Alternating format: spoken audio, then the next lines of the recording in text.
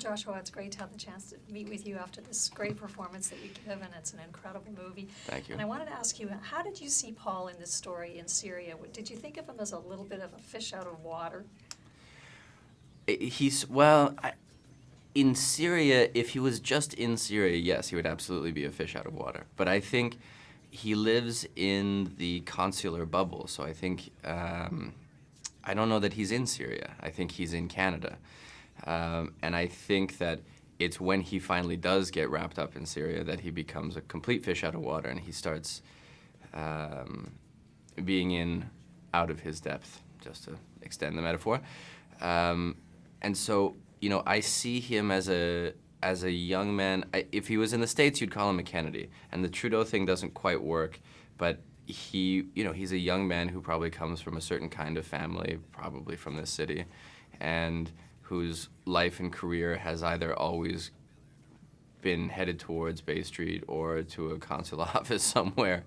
And now he's caught up in something very real and visceral that he's not quite prepared to deal with. Did you find yourself doing a lot of research into Syria and the things that were going on, just to sort of familiarize yourself with everything? Well, yeah, I had an amazing source in Ruba at my fingertips, but the reality is that you couldn't actually avoid learning about the region and learning about Syria at the time that we were shooting the film, because everything that has now descended into seeming total chaos in Syria the writing was on the wall already in February while we were shooting. So you couldn't help but have that there. And I was actually, the part that I was more curious about, because that seemed less hard for me to imagine, was what a consular life would be in a place like that.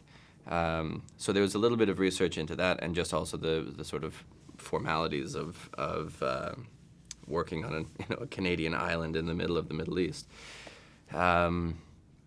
And then once you get there, then it's throw all that out and just go and give a performance.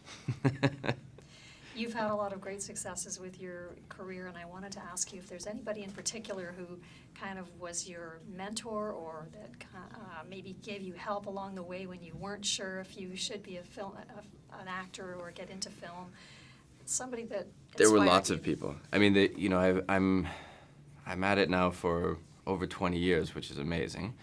And so it took a lot of good breaks along the way, but also a lot of people who were either willing to cajole me or teach me or just lead by example. So it's really a very long list, starting all the way back at the very beginning. I mean, probably starting with my mother, but starting with the guy who gave me my first job, and then actually working on the Mighty Ducks with Emilio when I was a kid, and just seeing how a proper professional adult actor worked. And I would say Patrick Stewart had a great influence on my life in rekindling my passion for being an actor after Dawson's Creek. So there's been a lot of people along the way. You still get a lot of recognition for Pacey? Yeah, well, it depends on the place, but yeah, it happens. What's your next project? Well, my next project, I'm about a third of the way through the final season of Fringe. So we're going to go back there and finish that up, and then have a movie coming out called Lay the Favorite in December, and then This Tonight, and after that, we'll worry about next year. Any hints for Fringe? Of course not. Trouble in Paradise, maybe? I wouldn't call it paradise this year. Well, I wish you the best with all your projects coming up, and Thank you. Thank you very much for your time. Thank you.